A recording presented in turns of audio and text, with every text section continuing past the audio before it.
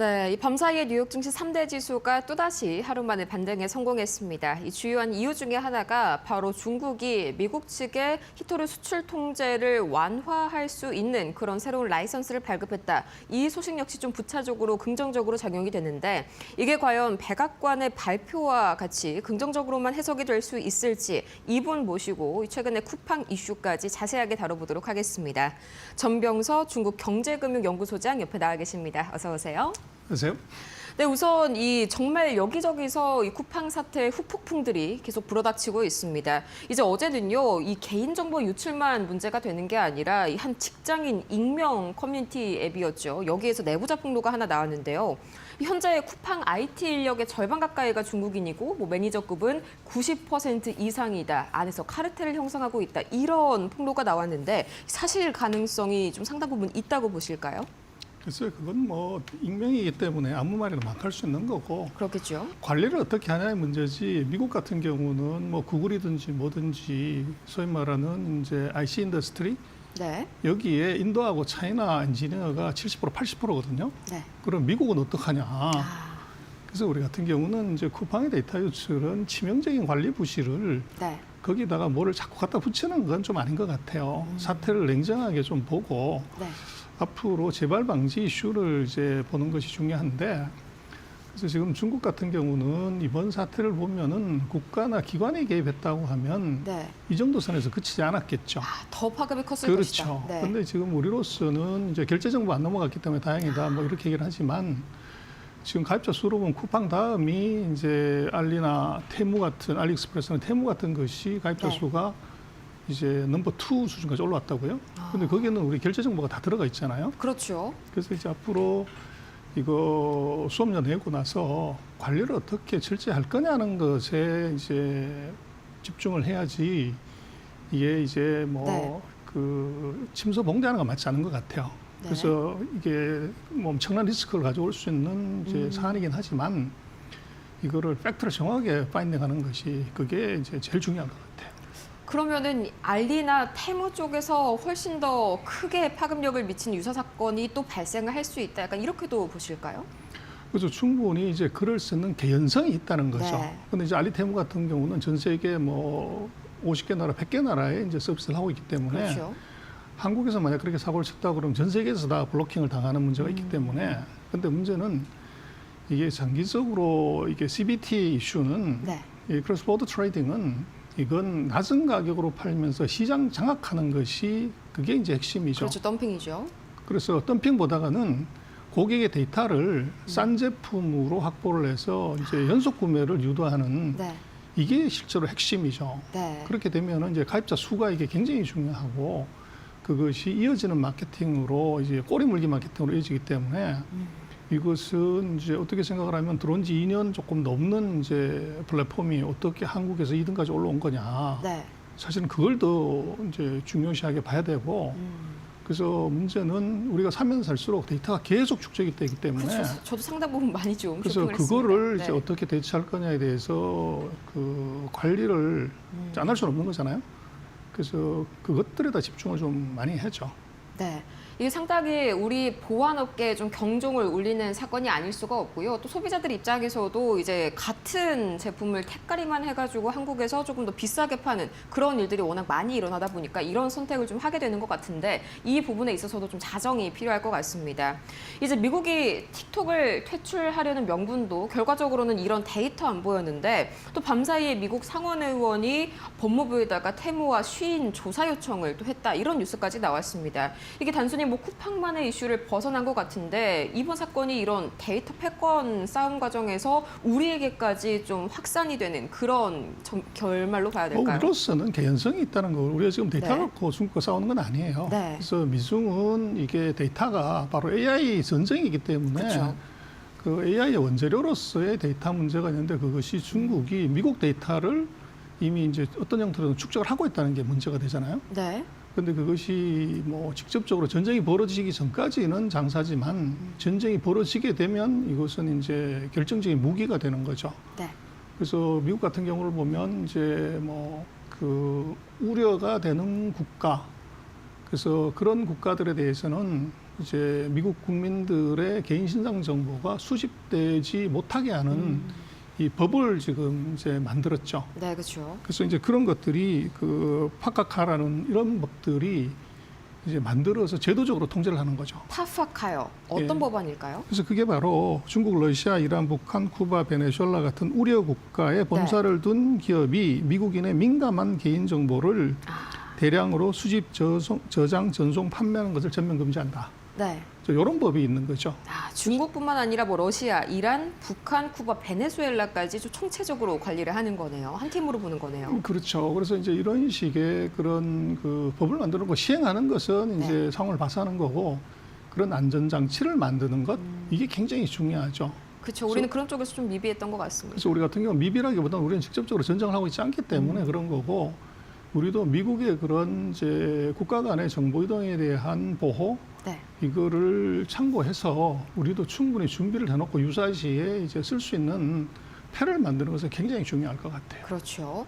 이번에 사건을 통해서 사실 이 반중 여론도 굉장히 커졌고요. 이것 때문에 이제 국내에서도 중국산 IT 퇴출 운동이 굉장히 좀 거세지고 있습니다. 근데 문제는 그동안 가성비로 좀 잘 버텨왔던 우리 기업들이 이제 내년 들어가지고 이런 움직임에 밀려서 이게 비용 급증으로 갈지 아니면 오히려 좀 긍정적인 기회로 턴어라운드를 할 수 있을지 저는 상당히 좀 무게가 어느 쪽으로 갈지 궁금하네요. 현재 단기 악재, 장기 호재일 수 있는데요. 네. 그래서 뭐 당장 우리 반도체나 배터리도 소재나 뭐 이런 것들을 40에서 80%를 중국에서 이제 수입을 하거든요. 네. 근데 그걸 당장 대체할 수 있냐? 그건 힘들죠. 이제 힘들고 그런 식의 이제 움직임이 있다는 것하고 여론이 그렇다는 것하고 기업이 활동하는 건 별개 문제일 것 같아요. 네. 그러나 이것이 이제 만약에 뺀다든지 뭐 이런 문제가 생기면 기업의 코스트 문제도 코스트 문제지만 생산에 차질 문제가 생겨요. 그렇죠. 그래서 이게 이제 굉장히 중요한데 우리로서는 이제 공급망을 어떻게 확보할 거냐. 첫 번째는 대체 공급망이고 네. 또 하나는 기존 공급망을 안정적으로 어떤 이제 외풍이 불어도 공급받을 수 있는 것 이거를 이제 마련하는 것이 사실은 더 중요하죠. 그래서 이거는 코스트의 문제가 아니라 생산이나 매출 자체의 문제이기 때문에 그렇죠. 그래서 이제 중국이라는 것이 가깝지만 뗄래야 뗄 수가 없고 버릴래야 버릴 수가 없는 것이 지금 우리 무역 구조, 생산 구조 이렇거든요. 그래서 이것은 또 전 세계 어떤 나라도 모든 네. 공급망을 다 가진 나라는 없어요. 그렇죠. 그래서 이것은 공급망은 잘 관리하는 것이지 그걸 잘 모든 걸 다 소유하는 건 아니에요. 미국도 중국도 똑같은 상황이고 그래서 네. 우리 같은 경우는 과도한 공포나 또 이제 어떻게 보면 이런 것보다는 이게 어떻게 이제 중국산 부품 소재를 안정적으로 공급받을래 하면서 여기에 대한 아이디어가 필요하고 또 이제 대체하거나 국산화할 수 있는 것은 그건 뭐 국가적인 노력을 통해서 이걸 대체를 하는 방법을 찾아야지 그렇죠. 이게 공포심만 조장하고 이렇게 해서는 이게 실익이 1도 없어요. 그런데 우리는 이제 지금까지 뭐 중국산 문제들 요소수부터 시작을 해가지고 많은 이슈가 터졌지만 그때만 반짝거리고 그걸 국산화하거나 대체하는 것은 네. 그 시기 지나면 또 유야무야 해버리죠. 또 약간 수그러들고요. 그게 네. 이제 문제죠. 그래서 우리 같은 경우는 공급망의 이슈는 이것은 앞으로도 뭐 계속될 수밖에 없는 이슈고 네. 이제 이것은 비용 측면이 아니라 기업이 어떻게 보면 생존하고 관련되는 문제로 보고서 이제 대처를 해야 되는 것 같아요. 네, 단순히 이 단기적인 여론 반응에만 기댈 게 아니라요. 실제로 국가적으로 차근차근 이 로드맵을 쌓아가서 우리만의 안정적인 공급망을 좀 구축을 해야 한다라고 말씀을 해주셨습니다. 뭐 실제로 거의 40% 가까이가 의존을 하고 있으면은 뭐 단기적으로 끊어내기는 상당히 어렵겠네요. 근데 이 통제가 진짜 능사가 아닌 게 이 젠슨왕 CEO가 이런 말을 했었죠. 미국이 제재를 해서 오히려 이 중국의 반도체 산업을 키워주는 꼴이 됐다. 여기에 대해서는 좀 어떻게 분석을 하실까요? 뭐 지금 전 세계 최고의 경영 구루가 아이러니 네. 지금 젠슨왕이잖아요. 젠슨왕의 실토인데 제재 역설이 생긴 거죠. 그쵸. 그래서 세계 어떤 기업도 지금 이제 엔비디아를 넘겠다. 이런 데는 없어요. 근데 네. 이제 중국의 하웨이가 그것을 지금 이제 뛰어넘으려고 국산화를 이미 시작을 했고 하웨이 칩이 H20은 이미 넘었었고 H100도 이제 뭐 7, 80%까지 올라왔어요. 많이 따라왔네요. 그래서 이것은 만약에 하웨이에 대한 제재가 없었다 그러면 하웨이가 그거 만들 생각을 했겠냐. 이제 그게 어떻게 보면 제재를 하려면 정말 급소를 눌러서 이제 졸도를 시켜버려야 되는데 그게 아니고 엉뚱한 데를 계속 찔러가지고 반발심하고 네. 경계심 이제 이것만 더 만들어서 중국의 국산화 의지만 활활 타오르게 만든 것이 최근 그렇죠. 뭐 8년 동안의 미국의 전략이었던 것 같아요. 그래서 그것은 이제 대통령 바뀔 때마다 이게 전략이 바뀌는 바람에 나타난 현상이고, 지금 뭐 어쨌거나 결과론적으로는 중국의 국산화 의지는 뭐 역대 최대고, 또 그것이 실적으로 성과로 나타나고 있는 거죠. 네. 그래서 그게 1차적으로는 이제 미국에 영향을 주지만 2차적으로는 한국에 바로 영향을 받을 수 있는 이제 그런 문제가 우리한테는 이제 심각하죠. 그래서 그렇죠. 바로 공급망이 이어져 있으니까요. 그렇습니다. 전선왕의 얘기가 사실은 우리나라 기업인들의 대변이다, 이렇게 볼 수도 있어요. 역시나 미국 측도 약간 이런 걸 좀 감안을 한 것 같습니다. 얼마 전에는 이제 반도체 H200 칩을 좀 수출을 다시 한번 허용할지 검토한다, 뭐 이런 뉴스까지 나왔었죠. 근데 또 이제 중국이 상당히 자신감을 내비치고 있긴 하지만 뭐 불과 5일 전에 이런 기사도 이 파이낸셜 타임스에서 나왔습니다. 이 중국의 빅테크들이 동남아 데이터 센터를 우회해서 엔비디아 칩으로 훈련을 하고 있다. 뭐 아직까지는 엔비디아를 완전히 놓지 못하고 있다. 이런 기사도 나왔는데 이게 사실 어느 정도 있는 이야기일까요? 당연히 있죠. 네. 그래서 지금으로서는 쓸 수 있는 모든 방법을 다 쓰는 것이고, 네. 문제는 이제 미국이 H200을 왜 공급하겠냐 하는 것들을 봐야 되는데, 이것은 미중 정상회담의 카드로 쓰려고 하는 거죠. 아, 그래서 그렇죠. 지금 H200이면 뭐 고성능 칩인데, 지금도 오픈 AI가 이게 얼마 전에 이제 지난주인가 이번 주인가 보면 딥시크의 33.2 모델이 벤치마크를 했더니 제미니보다도 더 높고 그런가요? 오픈 AI보다도 또 벤치마크가 높게 나왔어요. 네. 그럼 이거 어떡할래? 지금 반도체를 안 주는데도 이게 이러면 반도체 H200을 주면 오픈 AI 바로 뛰어넘는 거죠. 네. 그래서 이제 이것은 미국이 검토한다 뭐 하는 것은 협상의 카드를 살짝 내보인 것이지, 이걸 전면적으로 뭐 수출을 하겠다 이런 거는 아니고, 또 이제 또 다른 의미는 지금 중국이 값싼 제품 갖고 쓰고 있는데, 네. 또 국산화를 이제 뭐 정말로 미친 듯이 하고 있지만, 그러면 고성능 칩을 줘버리면 국산화 의지가 꺾일 거 아니냐, 그렇죠. 이런 전략으로 가는 건데, 제가 볼 때는 중국은 값싼 것을 포기하거나 네. 미국산이 들어왔다고 그래가지고 국산 안 한다, 이건 뭐 신호에 없는 얘기입니다. 그렇죠. 이미 한번 되었으니까요. 국산화는 그대로 가고 거기다 플러스 고성능 칩을 주면 그거 갖고서 또 AI를 만들게, 이 전략이기 때문에 제가 볼 때는 미국의 그런 H200 공급을 주는 전략은 물론 양을 봐야 되겠지만, 네. 이것은 중국의 AI 칩의 국산화 의지를 꺾는다거나 자초시킨다거나 이런 것은 거의 불가능할 거라고 봐요. 그래서 이건 네. 카드다, 그냥 협상에.